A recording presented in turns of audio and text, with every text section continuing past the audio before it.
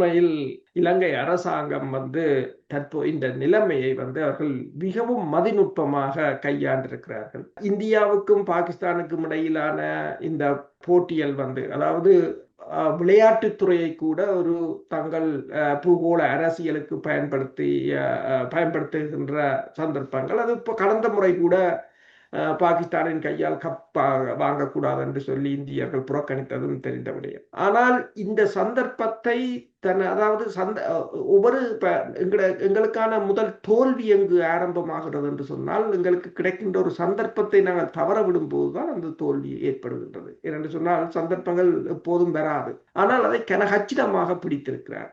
அது பொருளாதார ரீதியாகவும் சரி, பாதுகாப்புத்துறை நீங்கள் சொன்னது போல, அதாவது இந்தியாவிலும் பாதுகாப்பில்லை, பாகிஸ்தானிலும் பாதுகாப்பில்லை, இலங்கை தான் ஒரு பாதுகாப்பான நாடு என்ற ஒரு நிலைக்கு அதை தூக்கி விட்டிருக்கிறது. இலங்கையின் பாதிப்பு, இலங்கை தொடர்பாக இலங்கைக்கு பயண எச்சரிக்கைகள் விடுத்த நாடுகள் இருக்கின்றது.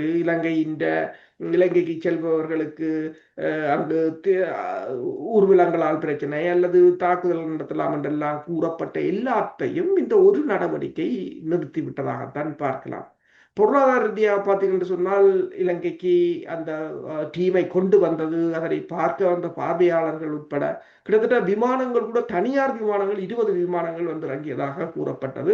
சாதாரணமான போக்குவரத்தை விட அதற்கு அப்பால் அந்த பாதுகாப்பில் ஒரு சிறிய சம்பவம் இடம்பெற்றிருந்தாலும் அது இலங்கை இந்த நிலைமையை, இலங்கையின் அந்த நடவடிக்கையை ஒரு தலைகீழாக மாற்றி இருக்கும். ஆனால் அதை தடுப்பதற்காக ஒரு பட்டாலியன், கிட்டத்தட்ட 750 படையினரை அவர்கள் அந்த ஸ்டேடியத்துக்கு பின்புறமாக நிறுத்தி வைத்திருந்தார்கள், அவசர தேவைகளுக்காக பயன்படுத்துவதற்கு என்று சொல்லி பாதுகாப்பையும் மிகவும் பலப்படுத்தி இருந்தார்கள்.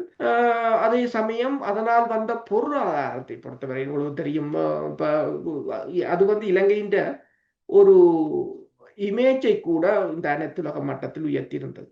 அதற்கு பிறகு நீங்க பார்த்தீங்கன்னு சொன்னால், போர்ட் சிட்டியில் முதலீடுகளை செய்வதற்கு இலங்கை அரசாங்கம் இப்போது $15 பில்லியன் பெறுமதியான முதலீட்டுகளுக்கான வாய்ப்புகளை அனைத்துலகத்தை நோக்கி நீட்டியிருக்கு.